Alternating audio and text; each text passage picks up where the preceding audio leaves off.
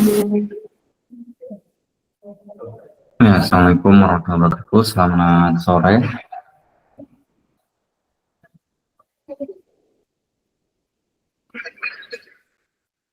Waalaikumsalam warahmatullahi wabarakatuh. Pak.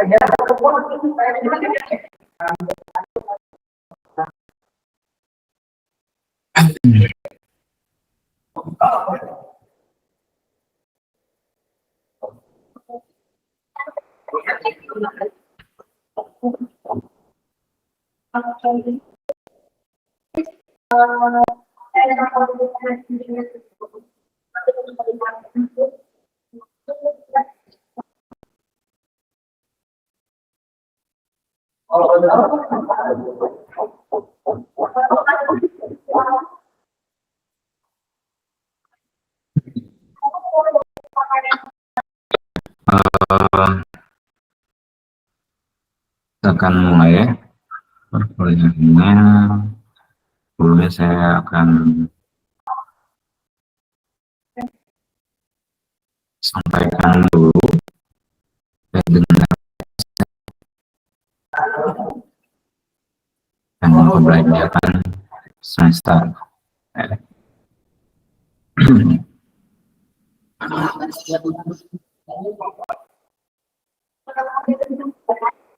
Oke, di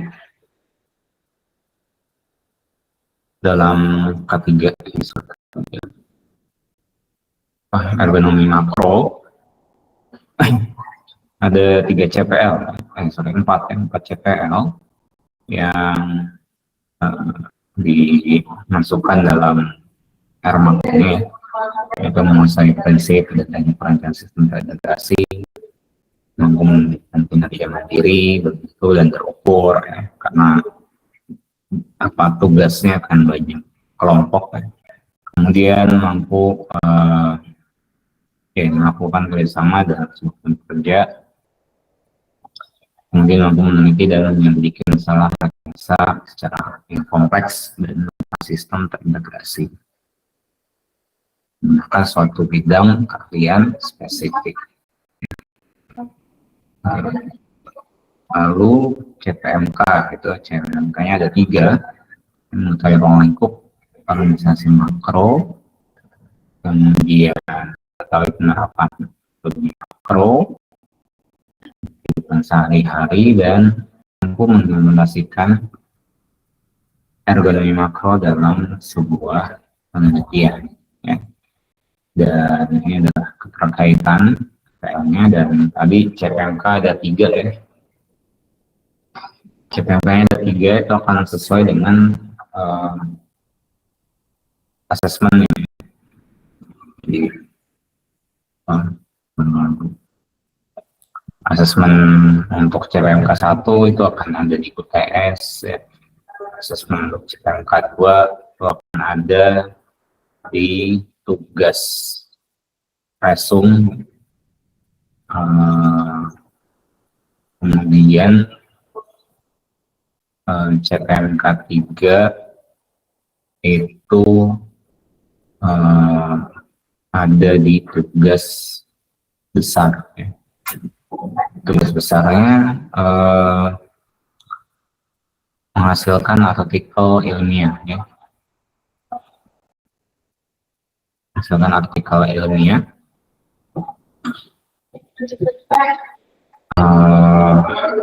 Ya idealnya itu, ya.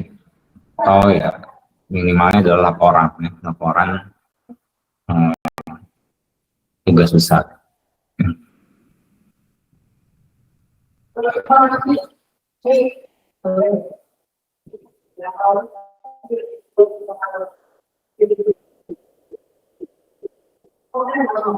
Kemudian pembahasan yang akan berjalan selama kuliah RB Makro ini ada 14 ini yang nanti akan disampaikan oleh saya dan juga dari tugas presentasi, diskusi.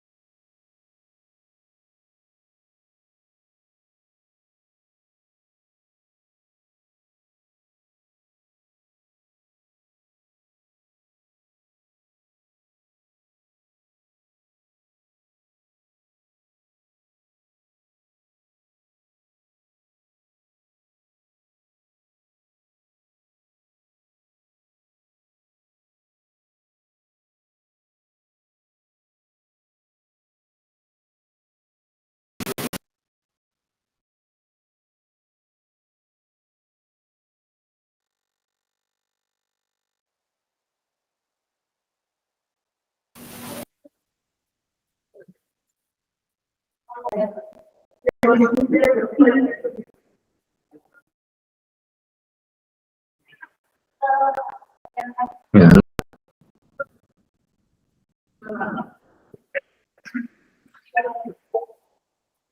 Suara saya. Oke. Halo.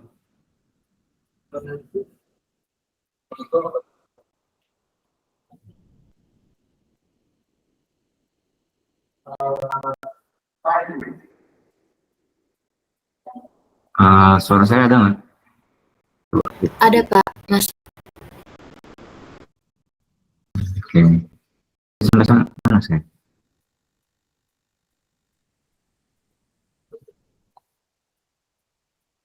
Ini sudah ya? Ya.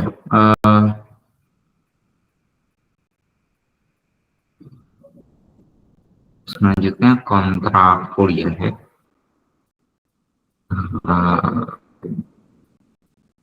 Ya, untuk bobot nilai Oke, untuk Armak ini ada di eh,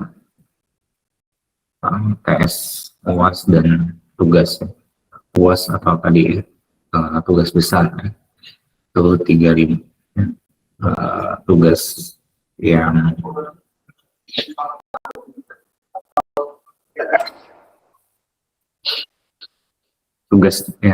presentasi tadi 30%.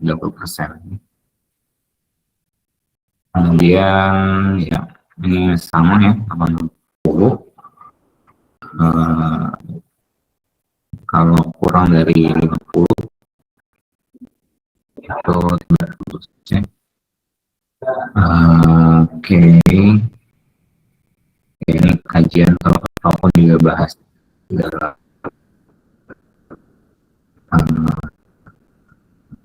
dalam atau pelajaran ini.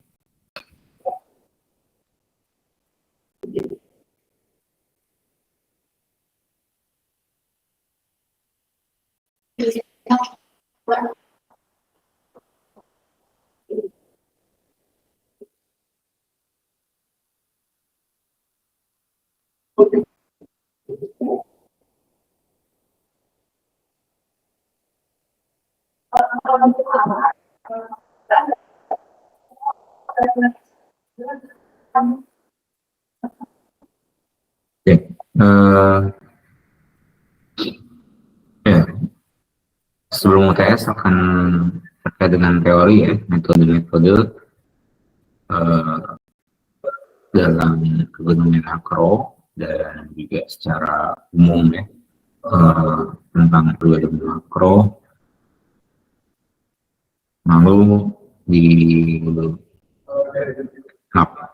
setelah UTS kita akan membahas dengan presentasi.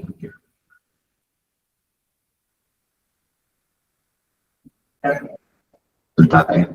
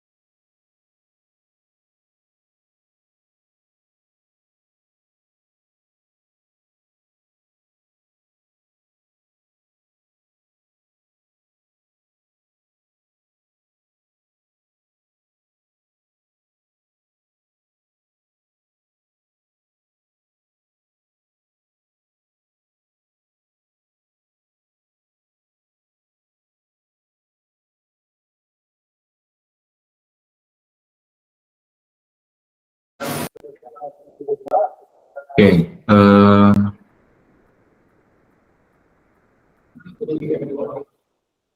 yes. Kemudian catatan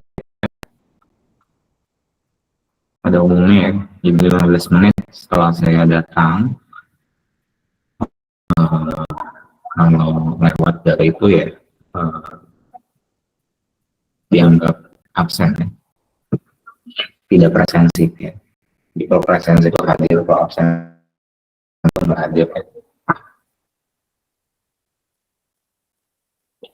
Kalau online ya saya akan lihat dari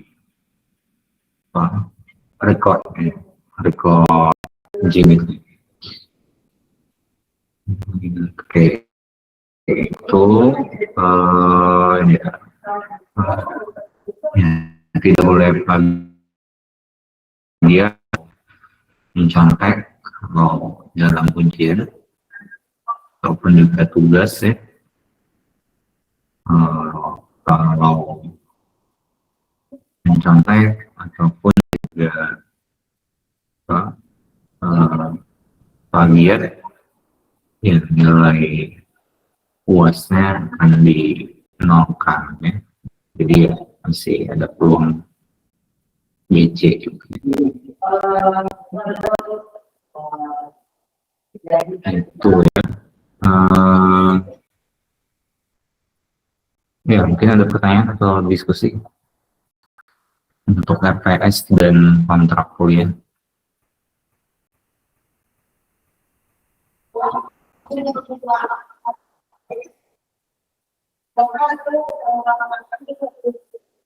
Kemudian juga karena kita kan tugasnya kelompok ya, jadi dipersiapkan kelompok. Ya, mungkin nanti setelah RS ya, supaya fix jumlah masing-masing kelompok. Oke, ya, kalau cukup 5 ya akan 5. Kalau misalkan harus kurang dari itu ya itu mungkin juga. Oke. Kemudian perwakilan kelas ya, ketua kelas coba siapa ditunjuk. Ada yang ingin mengajukan sebagai ketua kelas?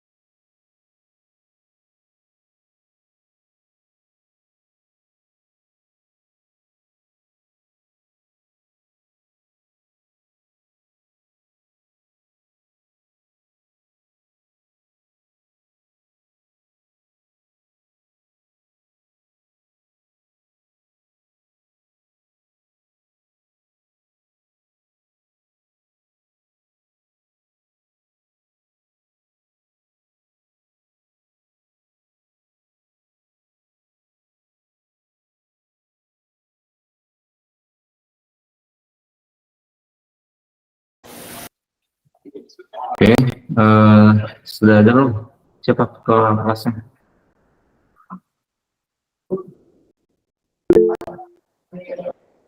Oke, udah ini ya. Ya, Pak. Nah, jadi ketua kelas ya? Siapa? Tahu yang bertanya.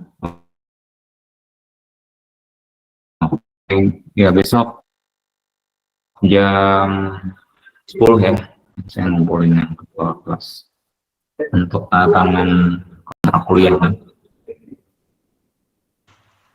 Ya, nggak ada Ngumpulinnya yang- di mana, Pak? Di lab atau di lab, saya di lab. Di RSKE. Ya, tadi ada yang ingin ditanyakan dulu nggak? Kontrak kuliah.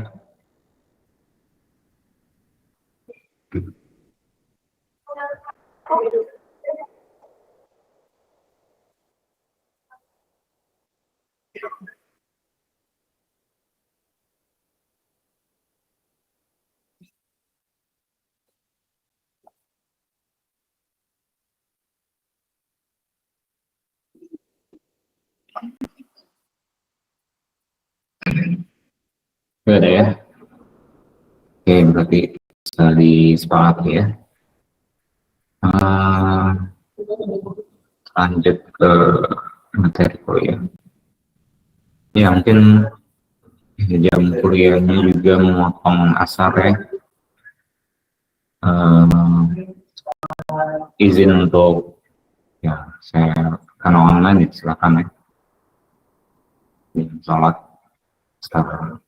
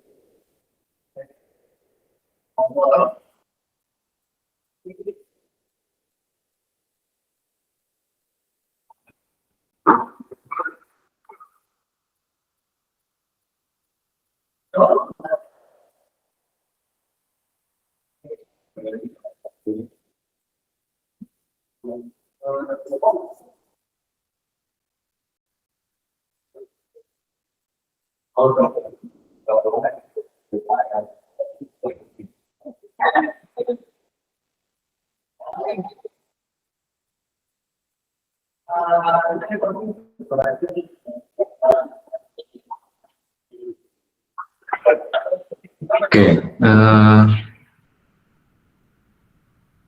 ergonomi makro ya.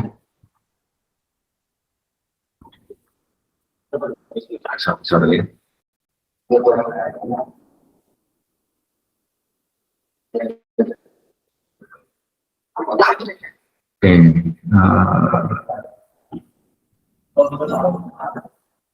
ya ini berangkat dari perkembangan ya, perkembangan di industri dan juga perkembangan isu masalah kajian ya di dalam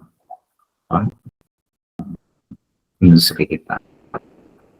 Kalau sebelumnya kita mengenal ergonomi ya, yang bisa disebut juga dengan ergonomi makro ya, yang titik tekannya titik tekannya adalah human centered design ya. Dan juga dalam ya lingkup apa engineeringnya gitu ya, masih lingkup yang kecil gitu ya. Artinya ketika kita bicara ergonomi misalkan secara postur ketidaknyamanan ataupun juga risiko akibat penyakit akibat kerja gitu ya. Misalkan MSDS ya, skeletal disorders ya. Kita mengkaji bagaimana merekayasa supaya postur ketika bekerja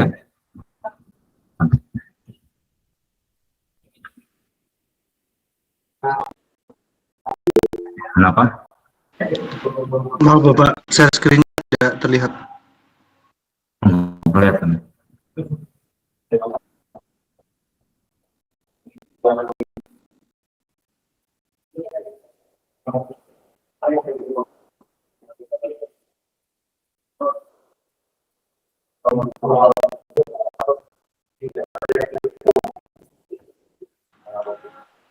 Sudah Sudah terlihat, Pak.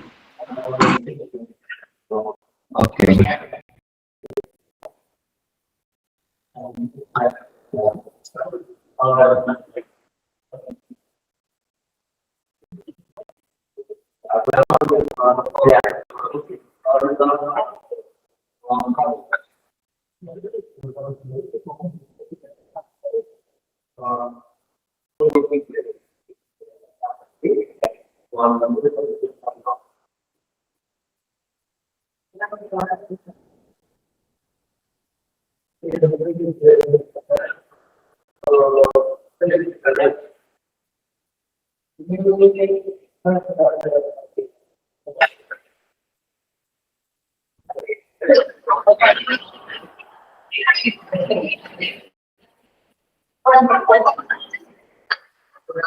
Ya,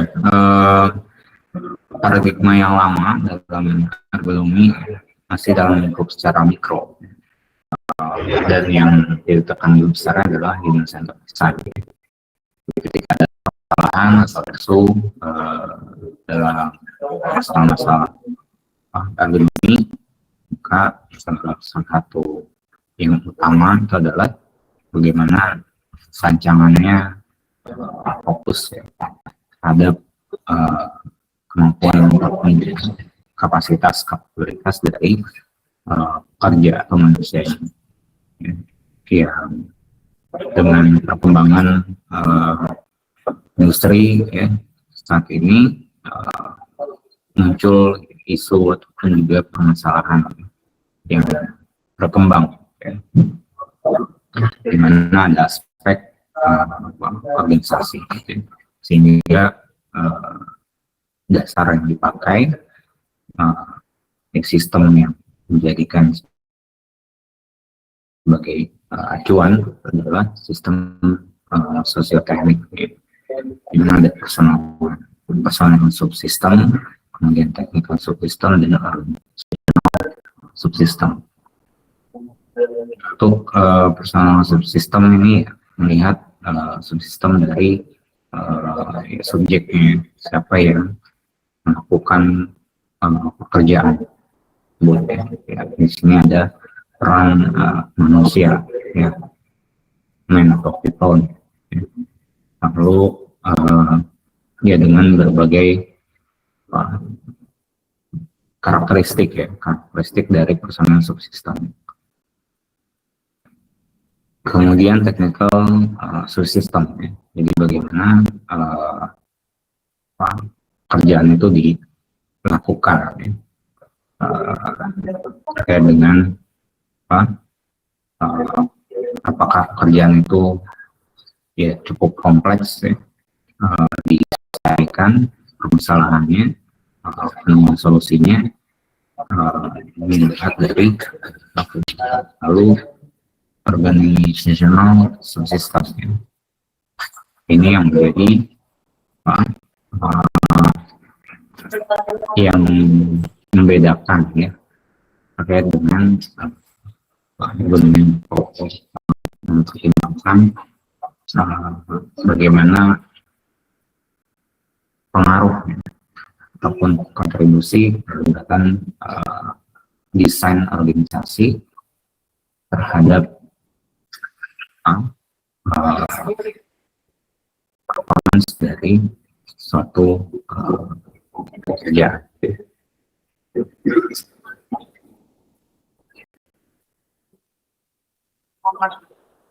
Ya, kita akan bahas tujuan, kemudian sejarah, cakupan ergonomi makro, kemudian perspektif ergonomi makro dalam rancangan organisasi dan metode-metode ergonomi makro.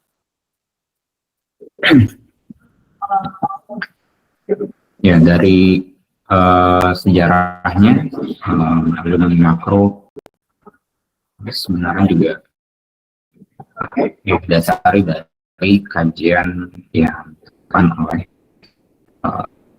kajian Tavistock ya, di mana mereka mengkaji bahwa ya ternyata ada hubungan antara desain organisasi kerja dengan produktivitas pekerjaan. Dan berangkat dari situ ya ada kecenderungan dengan perkembangan pekerjaan, perkembangan industri ya dibutuhkan ergonomi makro atau ya kontribusi desain organisasi ya terhadap keberhasilan ataupun juga produktivitas pekerjaan. Address human factors society ya ini mengidentifikasi pentingnya ekonomi makro. Lalu di tahun 1986 Henry ini mencoba ekonomi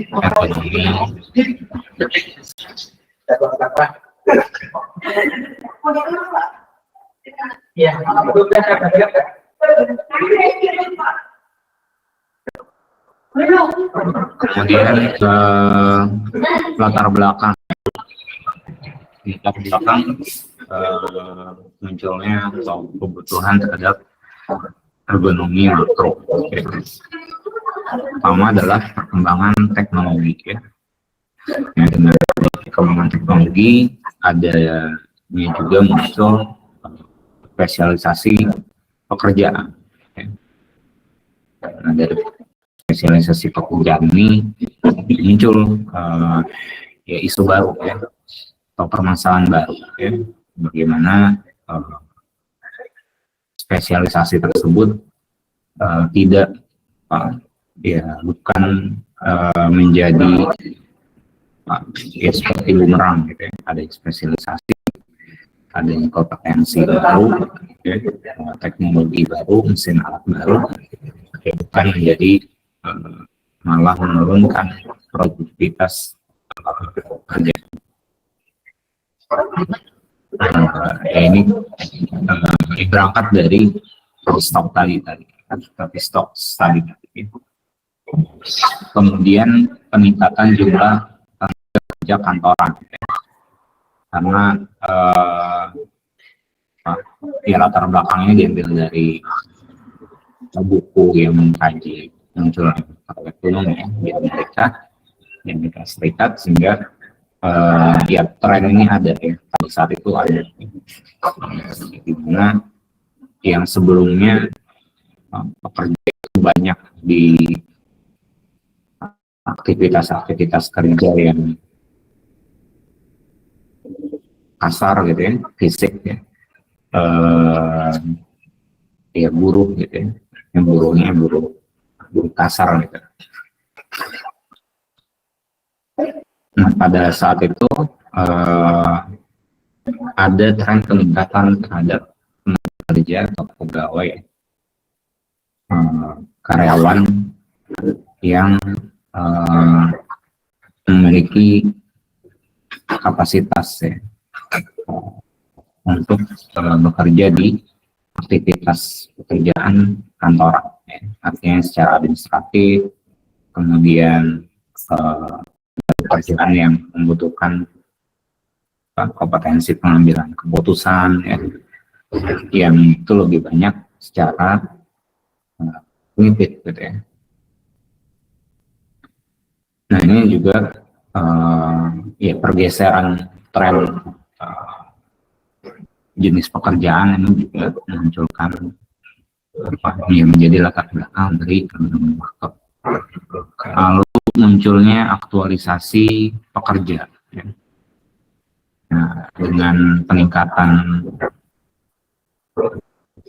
persebaran ya, tingkat pendidikan yang semakin baik, lalu pergeseran ya dampaknya juga outputnya adalah tenaga kerja yang ya semakin pengetahuan ya yang lebih advance gitu ya, yang lebih maju, maka dari segi kepuasan si pekerja juga meningkat ya.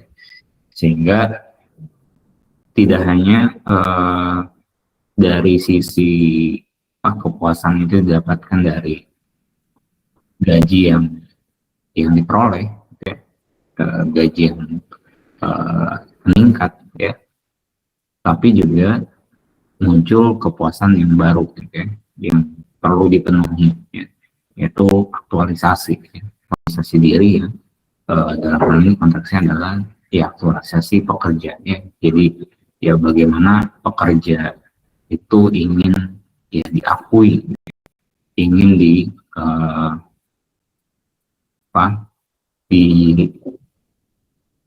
dirasakan kehadirannya, gitu, ya. Perannya itu ingin dirasakan, ingin divalidasi, gitu, ya, sekelilingnya. Ini tentu dia menjadi faktor pendorong yang menjadi latar belakang munculnya ergonomi yang ya lebih banyak mengambil sudut pandang, ya, bagaimana mendesain organisasi, ya. Kemudian juga tren ergonomi mikro yang dirasa kurang efektif, ya, dalam memecahkan permasalahan, ya, yang ada di perusahaan. Kenapa kurang efektif? Ya karena ya keterbatasan dari lingkup solusinya, ya. Pemecahan permasalahannya lingkupnya kecil, sehingga ini dirasa kurang efektif. Ya, secara definisi ergonomi makro ini adalah pendekatan, ya, salah satu pendekatan dengan berbasis, ya, sistem sosioteknik, ya, secara top down, ya, dalam menganalisis, merancang atau memperbaiki sistem kerja dan organisasi kerja yang kemudian diharmonisasikan ke dalam elemen-elemennya secara keseluruhan, ya. Jadi dalam menggunakan atau mengaplikasikan ergonomi makro, permasalahan ergonomi mikro itu dilihat dari sudut pandang secara makro, ya. Jadi misalkan ada permasalahan terkait dengan penyakit akibat kerja, ya, yang ketahui dari misalkan posisi postur tubuh, ya, ketika melakukan pekerjaan. Nah,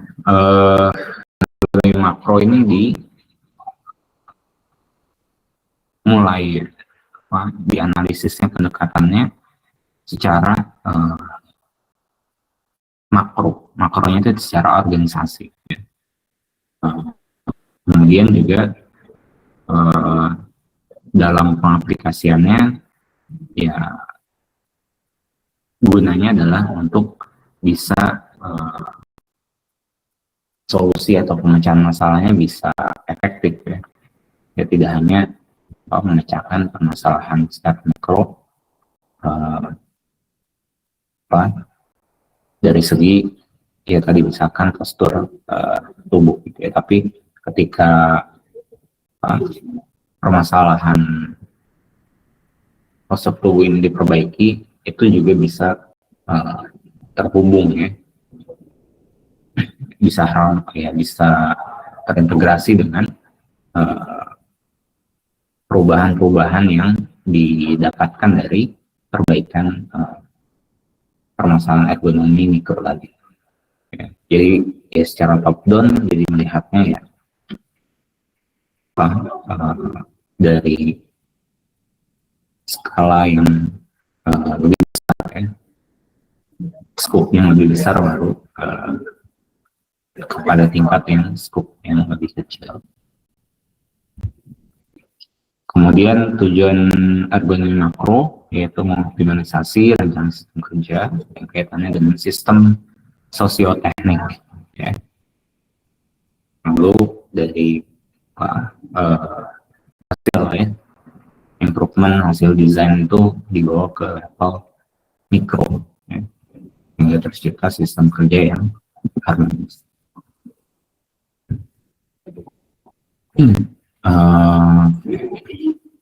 Ya, cakupan ergonomi makro, struktur organisasi, kebijakan organisasi, kemudian tata kelola proses kerja, kerjasama tim, rancangan partisipasi dan evaluasi dan ahli teknologi.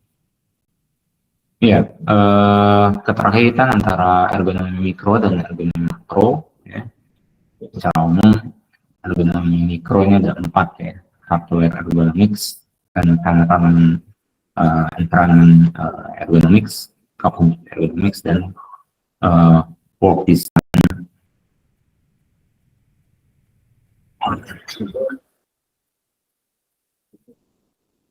Kemudian untuk dibuka aja mbak, dibuka aja mbak. Besok ya. Tapi katanya belum jauh juga kan. Iya. Belum APP. Iya. Oh belum. Oh Ulang APP. iya. Ya. Buka aja. Tutup aja. Oke, berikutnya ya ini keterkaitan antara ergonomi mikro dan ergonomi makro. Dimana ya kalau kita lihat mikro, lingkupnya itu adalah untuk hardware, ya, hardware ergonomics itu manusia mesin, environment itu manusia lingkungan, kognitif itu manusia dan software, ya, atau perangkat lunak, ya, atau perangkat kontrol aplikasi, ya. Kemudian work design ergonomics, ya, manusia dengan pekerjaan. Nah, ini dalam industri, gitu ya, perusahaan ya pasti akan dihubungkan dengan kaitannya manusia dengan organisasi, ya, di mana cakupan dan juga kajian dari ergonomi makro itu adalah manusia dengan desain organisasinya, ya. Jadi ya sering disebut ya ergonomi organisasi, ya. Karena sudut pandang dan juga cara metode penyelesaiannya adalah melalui secara makro, ya, secara organisasi.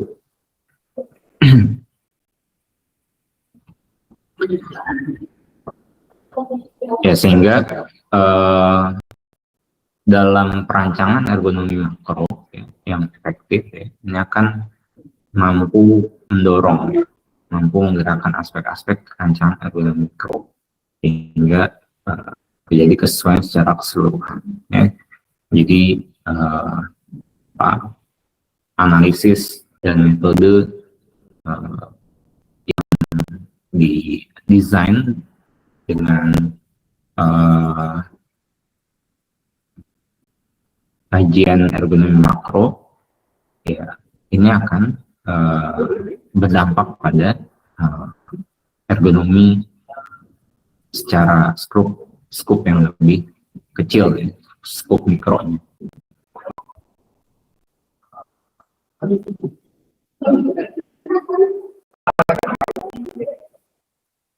Kemudian rancangan organisasi, ya, tadi bicara ergonomi makro, kita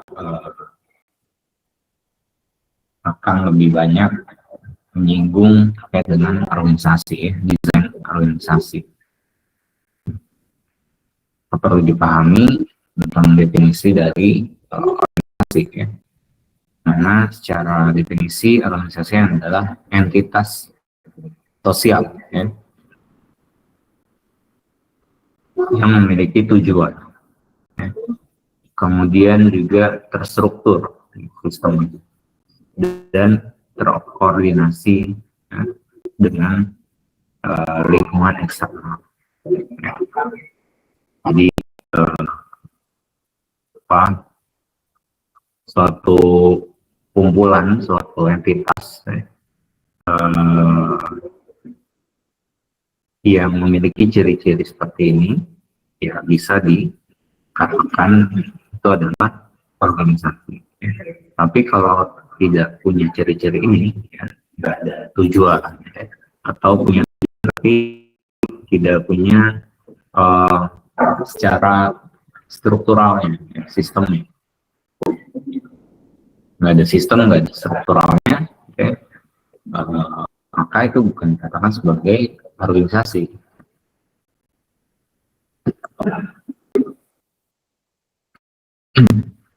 Kemudian juga terkoordinasi dan terhubung ya, dengan lingkungan eksternalnya, dia mempengaruhi dan dia dipengaruhi ya, oleh lingkungan eksternal. Lalu desain organisasi itu apa? Ya, desain organisasi adalah ya, perancangan struktur organisasi sistem kerja dan terkait dengan proses untuk mencapai tujuan organisasi. Ya, artinya setiap organisasi ya perlu melakukan ya perlu untuk merancang organisasinya seperti apa ya, baik secara struktur ya, bentuk ya, ataupun juga secara substansi organisasi tersebut dirancang, didesain ya, sehingga ya memang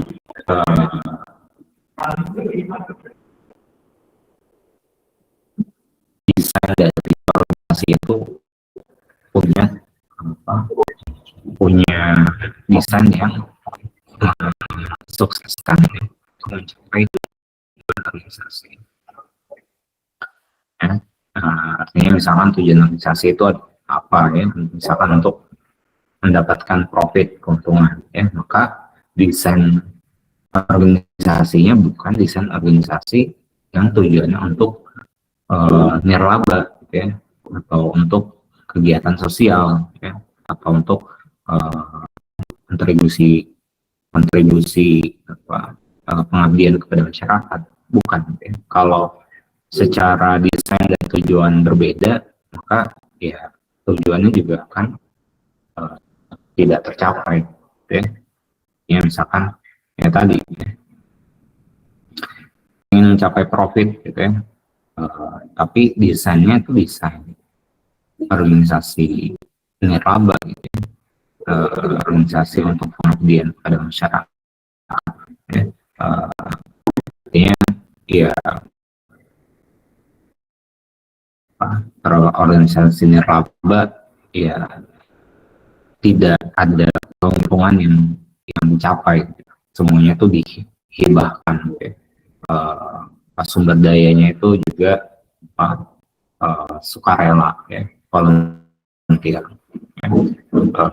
Kemudian ya, secara profesionalisme juga berkurang, ya, lebih rendah, ya. Tidak menjadi bagian utama, ya, ketika melakukan rekrutmen pegawai ataupun juga anggota.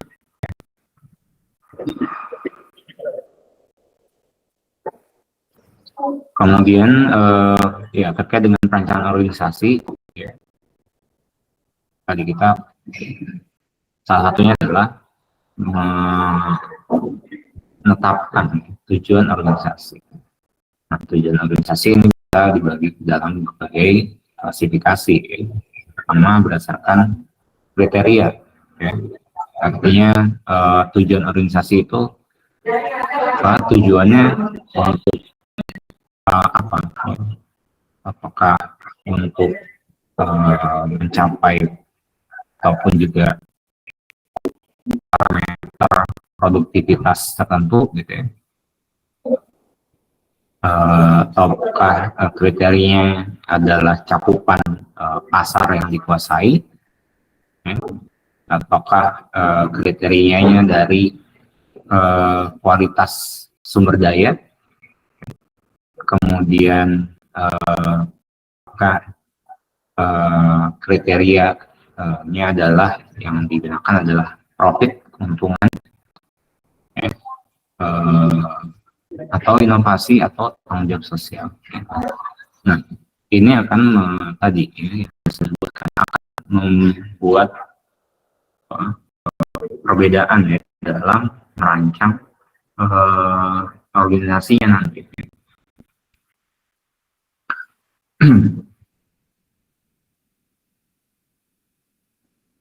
Ya, walaupun sekarang memang dari tren juga ya, ada irisan ya masing-masing. Ya. Artinya organisasi yang menetapkan tujuannya adalah ya profit ya. Ya sekarang trennya juga sudah berkembang bagaimana bisa juga dalam capaian untuk social responsibility-nya ini juga dicapai. Jadi tidak hanya keuntungan tapi tanggung jawab sosialnya juga dicapai.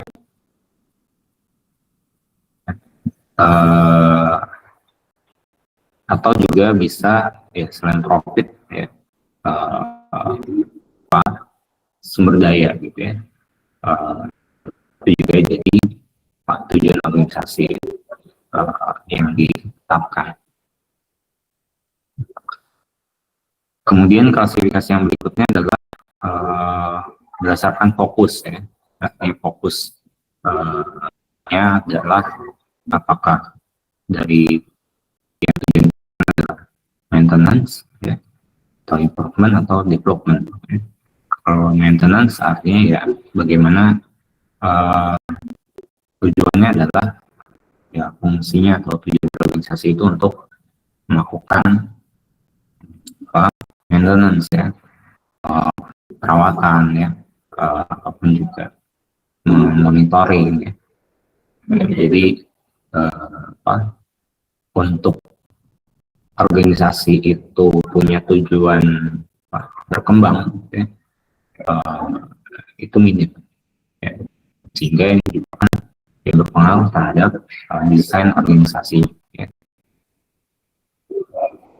Kemudian improvement artinya tujuannya adalah ya perbaikan, peningkatan. Maka ya yang akan didesain adalah bagaimana desain organisasinya ya, struktur dari organisasi itu menunjang untuk mencapai atau bisa melakukan improvement dengan cepat ya. Dan goalsnya juga adalah bagaimana ya meningkatkan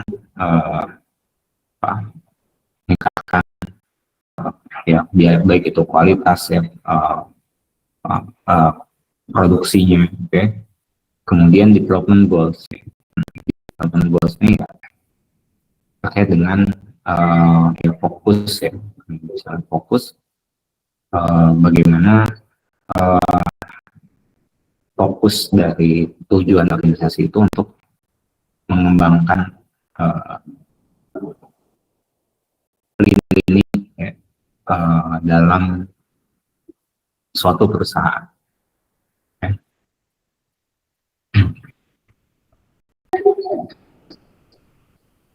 Dan ya dalam organisasi, dalam perusahaan, ya biasanya punya ketiga goals ini, umumnya yang memiliki ketiga goals ini.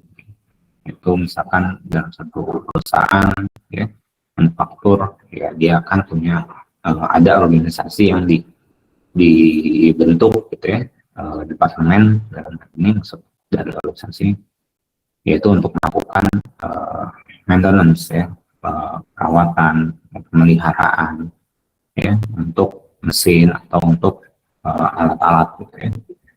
Kemudian ya improvement ya, artinya di sini ada apa bagian ya yang memang punya fokus untuk melakukan kajian ataupun riset-riset ya untuk meningkatkan hasil dari produksinya. Kemudian juga di dalam konteks industri manufaktur ya development, di mana diversifikasi ya ataupun juga perluasan dari pasar perusahaan ya, pasar industri tersebut bisa lebih luas ya, sehingga kalau diversifikasi makin banyak dan juga perluasannya makin banyak ya, cadangan-cadangan sumber daya juga bisa lebih luas ya. Kemudian tujuan organisasi ya, berdasarkan kerangka waktu jangka pendek, jangka menengah, dan jangka panjang ya. Dalam industri ya, perusahaan ini pasti ada ya jangka pendek, jangka menengah, jangka panjang ya. Yang biasanya dalam periode tertentu, misalnya kalau jangka pendek itu kurang dari 1 tahun, jangka menengah itu sampai 5 tahun, kalau jangka panjang itu lebih dari 5 tahun ya. Dalam bidang yang lain bisa juga berbeda ya tentang waktunya ya. Jadi jangka pendek itu di bawah 3 tahun ya, kalau di bawah 2 tahun ya. Kemudian jangka panjangnya itu udah sampai pada 10 atau 20 tahun.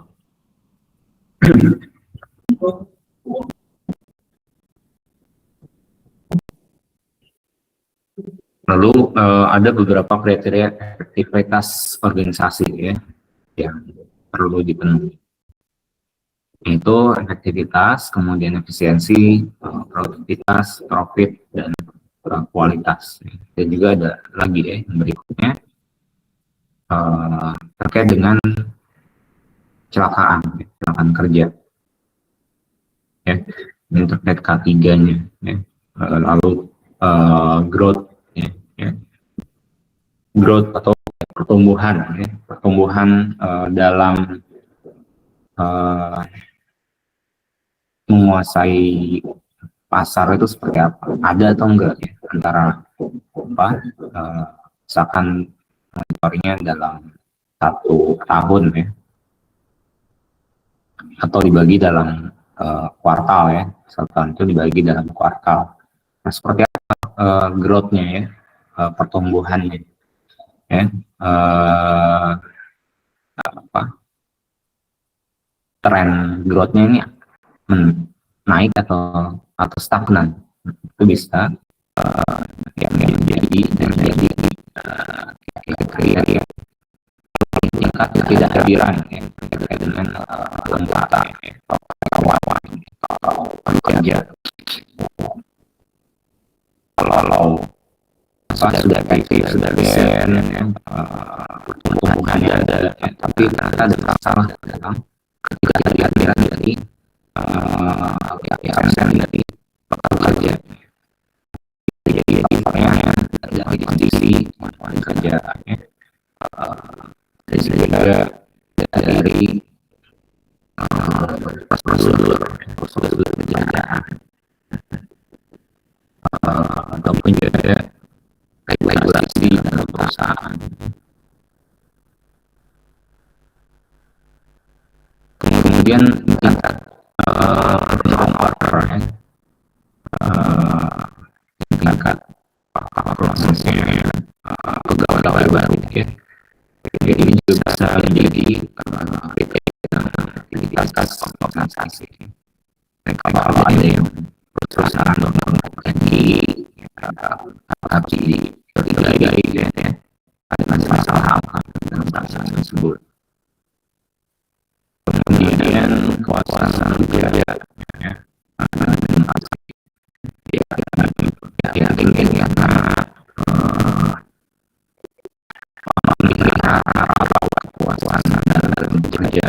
hasil dalam kerja ini akan berdampak dalam eksekusi itu berdampak pada produktivitas organisasi.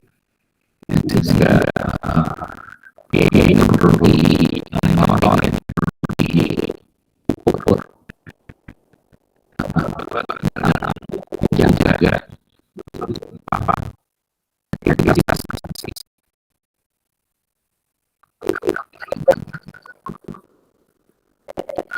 Oke, sebelumnya ini akan didiskusikan.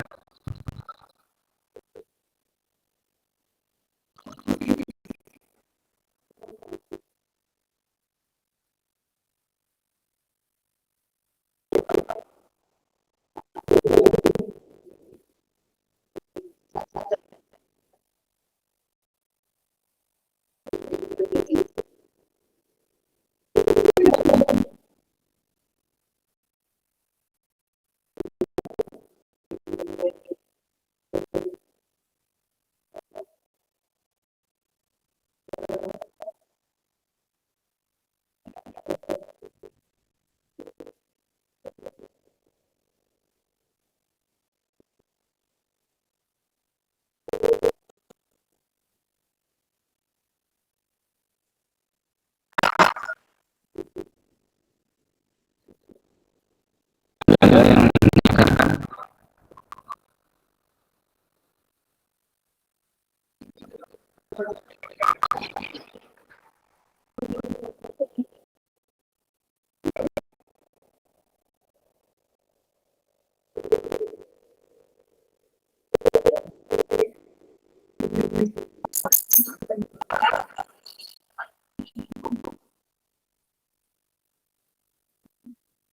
Tidak ada.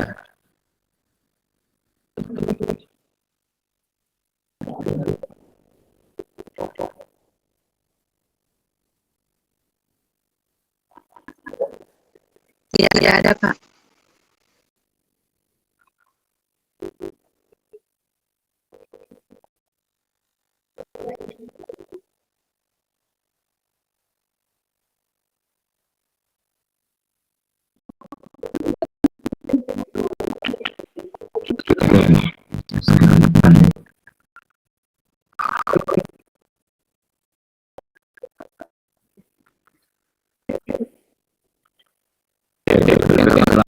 Organisasi juga perlu dikembangkan membentuk visi dari suatu organisasi.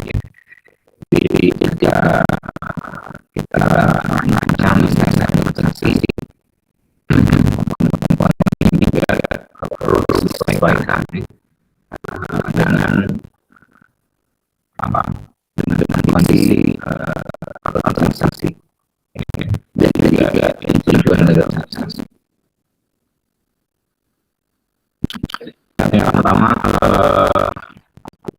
kompleksiti atau kompleksitas dari struktur organisasi atau ini juga vertikal spasial.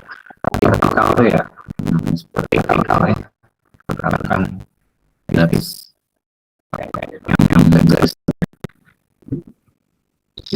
Artinya dalam organisasi kompleksitas dari struktur yang membentuk secara vertikal ini harus dipertimbangkan.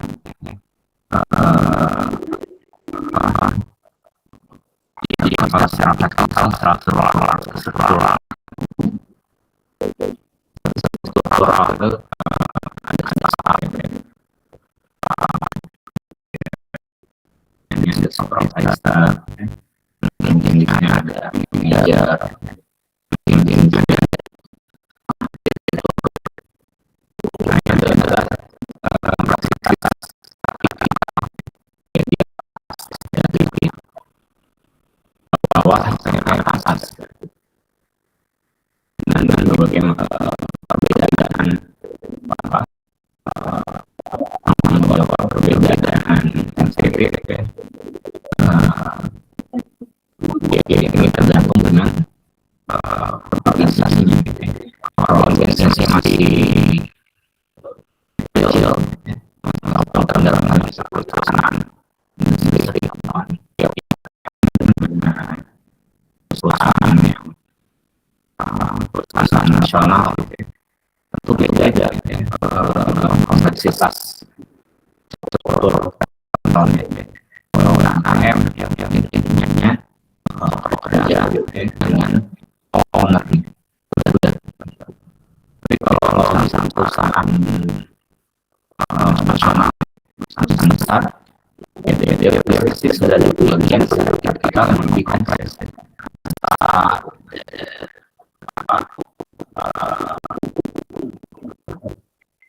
Tadi supervisor ada direktur bagian, terus ada direktur utama, itu yang mempengaruhi semakin dasar tersebut akan juga dan banyak kompleksitas dari struktur. Ya, dalam desain ya kita sampai biar strukturnya lengkap ya. Ada UMKM juga buat dengan banyak struktur secara vertikalnya banyak ya. Padahal itu juga bisa membuat efisiensi ya. Ada kinerja organisasi. Kemudian secara horizontal yang mendatar yang secara tentu sama ya. Terus kan ada departemen produksi, departemen pemasaran, departemen SDM, departemen IT, departemen lagi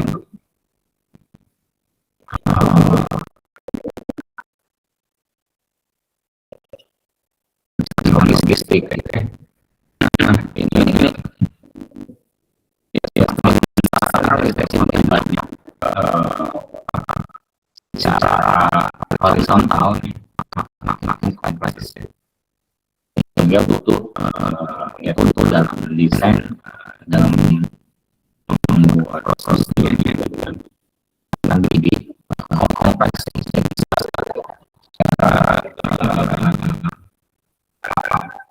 bisa tetap terintegrasi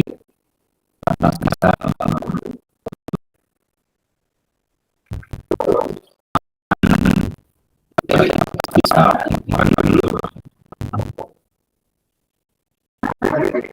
bisa kinerja sesuai dengan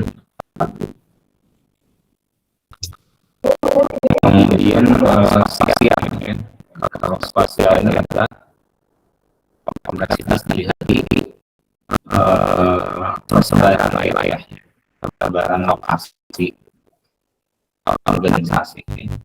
Kalau ya perusahaan besar itu secara letak itu berbeda antara pabrik ya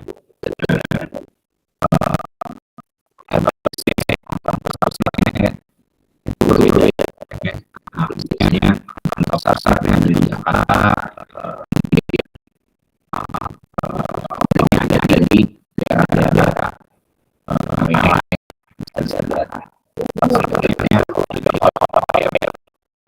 secara ekonomis ya, pendidikan pabrik itu masuk dalam hitungan usaha. Tapi saya di situ atau juga ada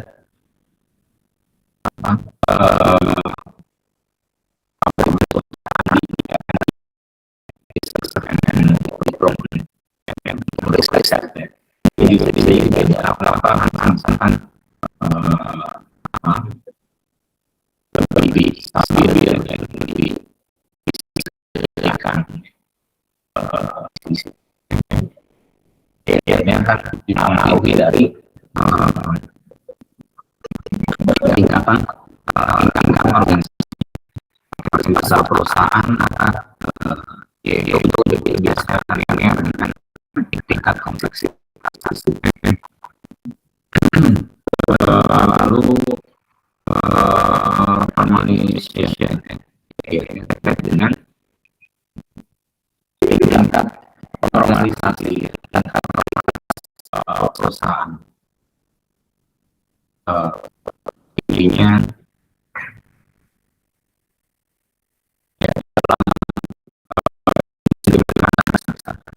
kalau bisnis penanganan ya beda antara UMKM dengan industri makanan dan jasa besar gitu ya. Produksi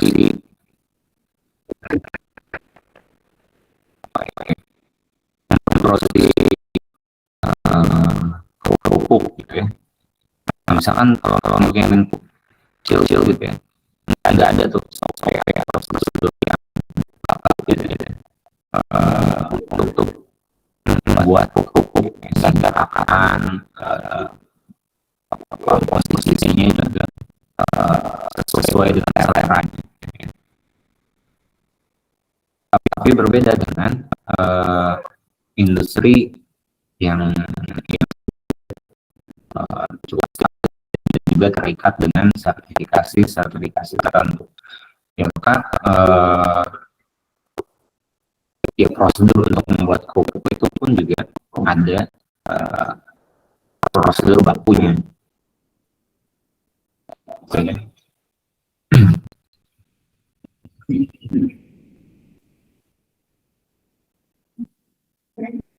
Ataupun juga dalam konteks formalisasi untuk merekrut karyawan ya berbeda antara industri kecil dengan industri besar gitu ya. Ketika melakukan rekrutmen karyawan ya, karyawan yang kecil tidak ada tahapan yang baku ya yang formal yang ditetapkan. Tapi kalau yang perusahaan besar ya, dia sudah ada prosedur baku ya untuk merekrut, bahkan ya untuk kapan untuk merekrut.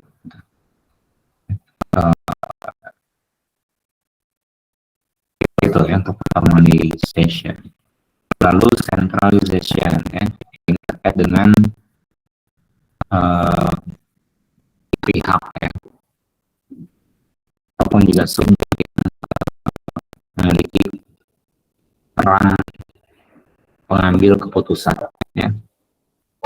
Nah dalam hal ini ya, sentralisasi putusan ya, mengambil keputusan ya ini juga berbeda ya tergantung dengan apa permasalahan ya ataupun juga tergantung dengan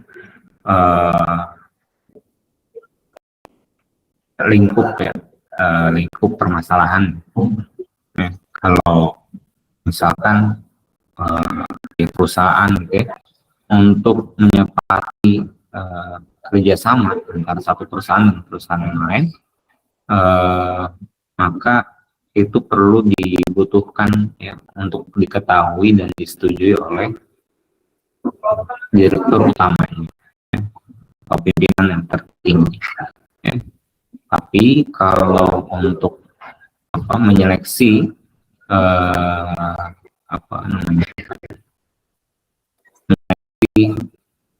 karyawan ya, itu bisa diserahkan pada bagian atau departemen HRD ya. Jadi tidak sampai pemimpin perusahaan yang tertinggi itu misalkan direktur, CEO gitu, itu ikut gitu ya, ikut dalam menyeleksi atau memutuskan ya berkas administrasi yang lolos tuh yang ya. Tapi biasa ya bukan biasa tapi ya, pimpinan tingginya ya dia tahu ya secara prosedur ataupun juga secara ya SOP-nya gitu ya standarnya itu disetujui oleh pimpinan tertinggi. Tapi untuk secara teknis itu tidak gitu ya, karena sudah diambil gitu ya, sentralisasi secara administratif itu ke pegawai atau karyawan di Departemen HRD. Oke. Ya, begitu juga sampai diterima gitu, misalkan ya, perusahaan-perusahaan ya kalau yang sudah besar gitu ya, ya tidak, pimpinan tertingginya tidak perlu terlibat gitu ya, karena sudah diurus gitu, oleh departemen yang mengakomodir itu. Jadi ya itu ya, dalam merancang organisasi pertimbangan dimensi-dimensi ini perlu diidentifikasi dengan baik ya. Ketika misalkan kita ingin wirausaha gitu ya, terus kita udah ribet gitu ya, menyusun bagaimana departemen ini, departemen itu gitu ya, padahal ya secara logistik sumber daya itu terbatas gitu. Sehingga ya tidak akan efektif ya ketika misalkan kita buat usaha baru, karyawannya cuma 5, bagian secara strukturalnya tuh banyak gitu ya. Ada departemen ini, departemen itu, terus secara tingkatan organisasi nya juga banyak gitu ya. Ada tingkatan staffnya, ada tingkatan manajernya, ada tingkatan ada supervisor, ada manajernya, ada yang direkturnya. Padahal cuma ya 5 orang. Ini ya bisa bikin ya menurunkan produktivitas ya. Karena apa ya? Karena tidak sesuai dengan kondisi sumber daya manusia ya. Jadi ya cakupan atau ya ketika mendesain ya, itu perlu dipertimbangkan.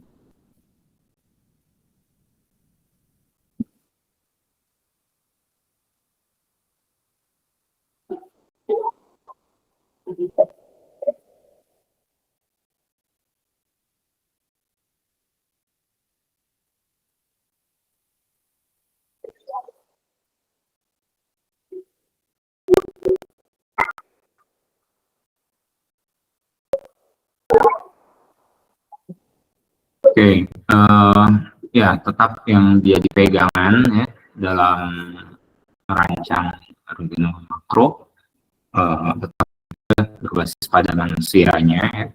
Kemudian pendekatan manusiawi dalam alokasi tugas dan fungsinya, lalu mempertimbangkan variabel sistem sosioteknik yang relevan.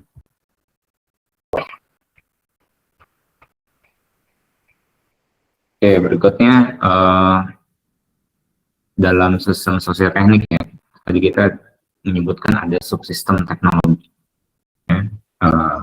Artinya ya, kita mempertimbangkan bagian ya, subsistem teknologi yang ada dalam sistem sosioteknik ini. Artinya model produksi ya, itu apakah unit production atau mass production dan proses production. Kemudian terkait dengan teknologinya, ya, knowledge based teknologi, ya, ini terkait dengan task variability dan juga task analyzability-nya. Kemudian terkait dengan uncertainty teknologi, ya, apakah long teknologi, mediating teknologi, atau intensive teknologi. Ya. Kemudian terkait dengan protocol integration, automation of equipment, atau feasibility of evaluation.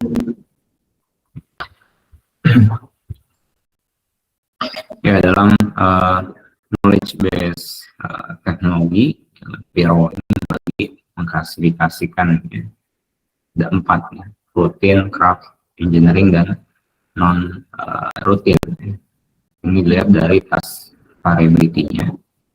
dan problem analyzability. Ya.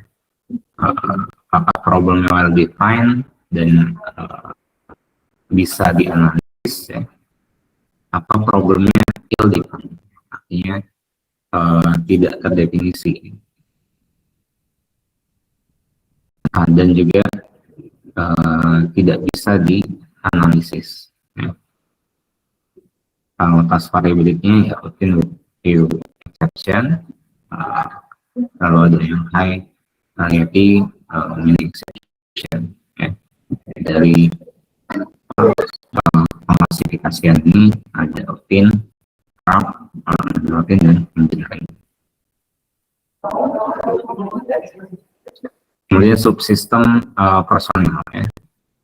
Yang karakteristik dari personil ya terkait dengan tingkat profesionalisme, lalu karakteristik demografi, ya, sama, ya, ini masih kajian saat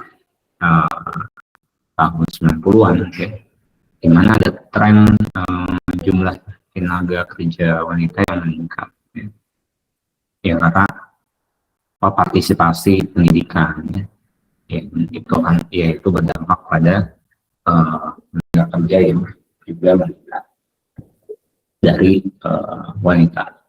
Kemudian tenaga kerja abu-abu dan pergeseran sistem nilai, ya, yang dimana antara masing-masing generasi punya sistem nilai yang berbeda, ya. Ya ini memang sebenarnya harus dikendalikan. Cara pengendaliannya memang ya berdasarkan etika dan moral, ya.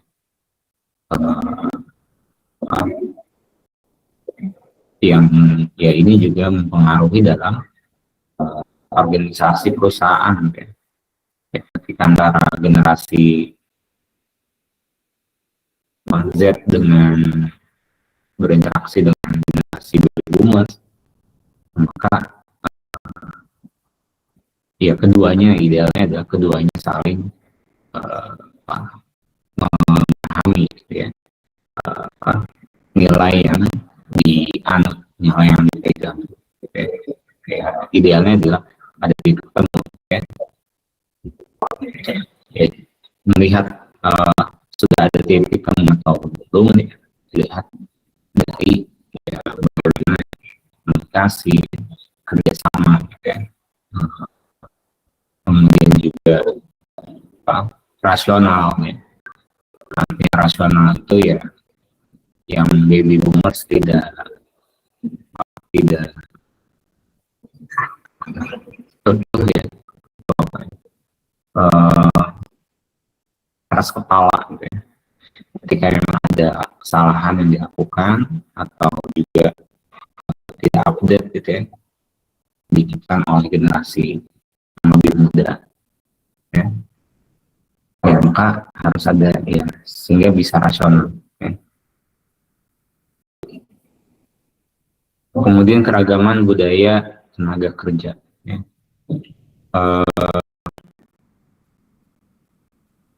Ya ini melihat pada saat itu trennya adalah tenaga kerja yang ya menjadi karyawan di buruh, yaitu tidak hanya orang Amerika, ya, orang putih, tapi karena arus imigrasi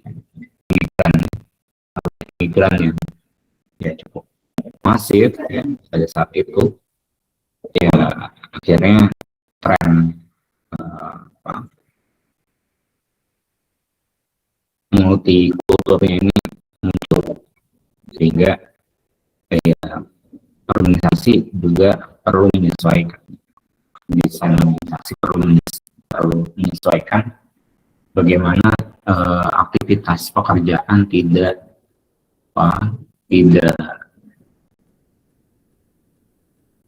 menabrak, ya, tidak menyelisihi nilai dari si pekerja. Karena kalau bisa, ya, kalau itu terjadi, ya, ada perselisihan antara nilai dengan aktivitas pekerja atau nilai organisasi, ya dampaknya adalah inefisiensi gitu ya, produktivitas yang menurun itu bisa terjadi. Kemudian aspek psikososial ya, abstrak dan konkret ya, ini juga dipengaruhi dari karakteristik generasi ya. Berikutnya aspek lingkungan ya, atau subsistem lingkungan eksternal ya, yang berpengaruh pada fungsi organisasi ya. Ada sosial ekonomi, edukasi, politik, budaya, hukum ya.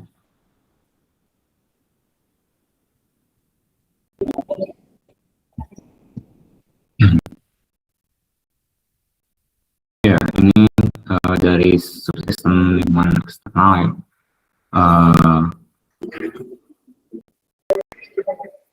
Melihat dari tingkat perubahan ya, tingkat kompleksitas ya.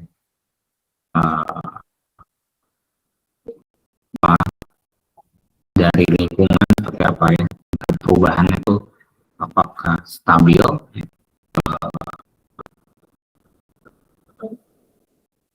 atau justru malah dinamis ya. Perubahan di lingkungan apa ya, bisa masyarakat, sosial. Kemudian diklasifikasikan juga dalam tingkat kompleksitas.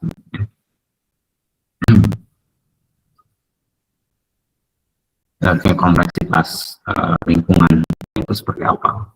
Ya, apakah sangat deeper, gitu ya, sangat multikultural, gitu ya,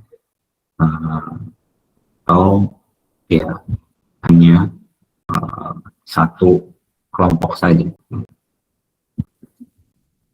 Kemudian metode-metode ergonomi makro yang studi lapangan, kemudian survei, wawancara, fokus grup, lalu ada macroergonomic analysis of structure, kemudian macroergonomic analysis and design, dan ada ergonomi partisipatif atau ergonomi partisipatori.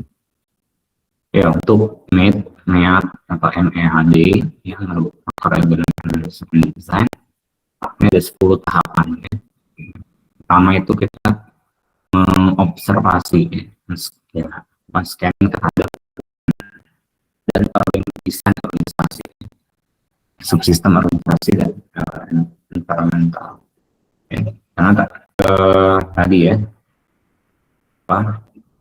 makro ergonomi makro itu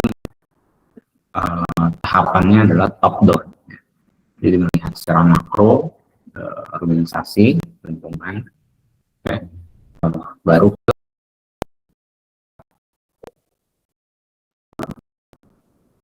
bagian yang terkecil ya. Lalu setelah melakukan observasi tadi, mendefinisikan hasil dari scanning atau observasi, kemudian mengidentifikasi varian atau masalah atau penyimpangan yang muncul dari observasi kita tadi. Kemudian membuat varians matriks ya, matrik varians, sehingga kita bisa dari kalau kita buat matriksnya,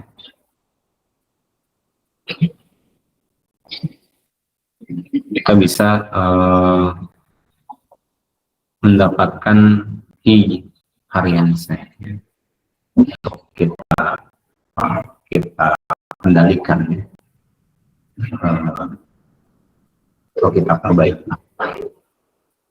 Kemudian yang berikutnya yang mendesain ya, dan implementasi, lalu iterasi dan meningkatkan perbaikan. Oke, ada metode makro ergonomi ya, analysis of structure atau master.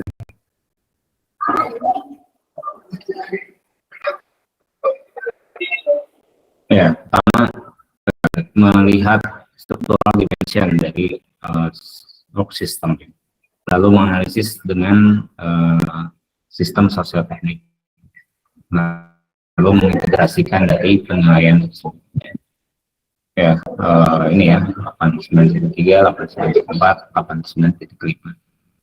Oke,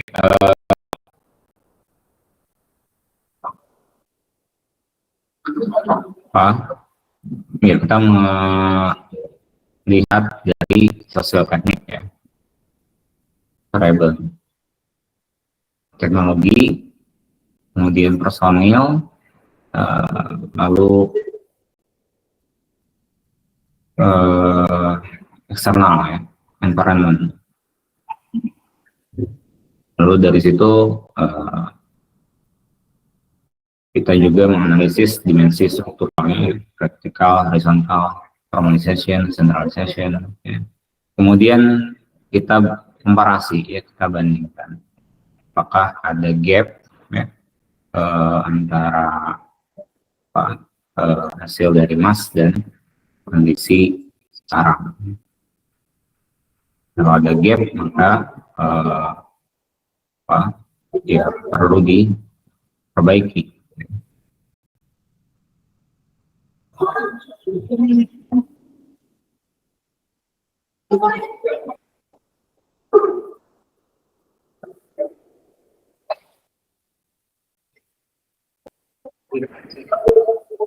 Oke,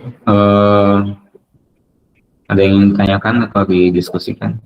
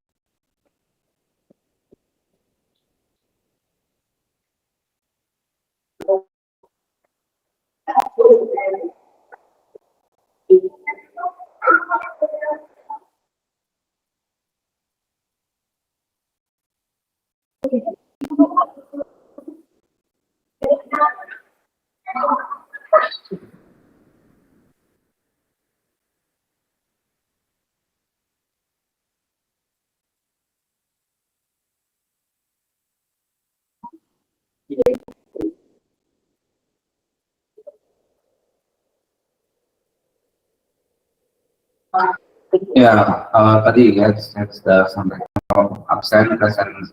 presensi ya. Itu saya lihat dari record Gmeet, record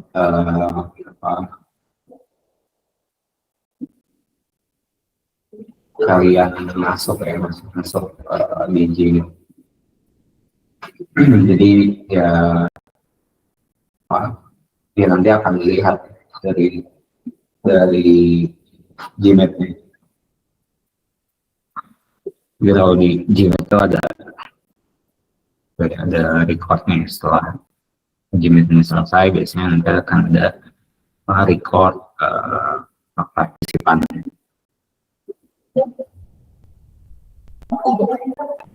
masuk, kemudian lama masuknya juga.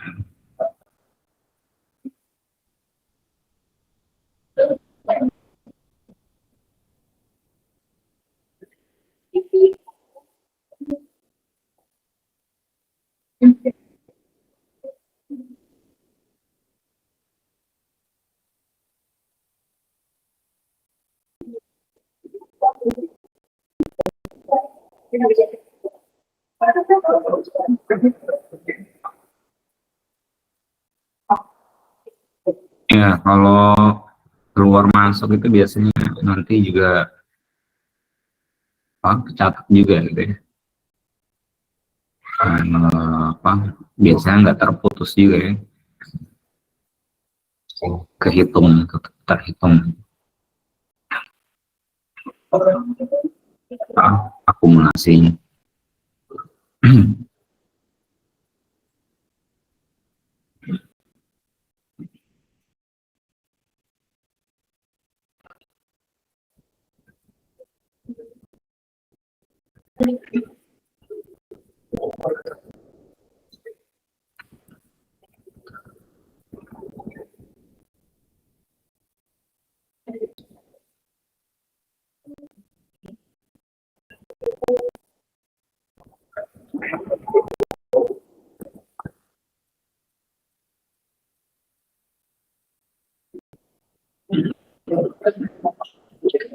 Oke, nggak ada.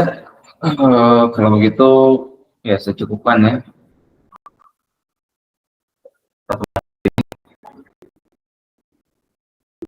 Assalamualaikum warahmatullahi wabarakatuh. Selamat sore.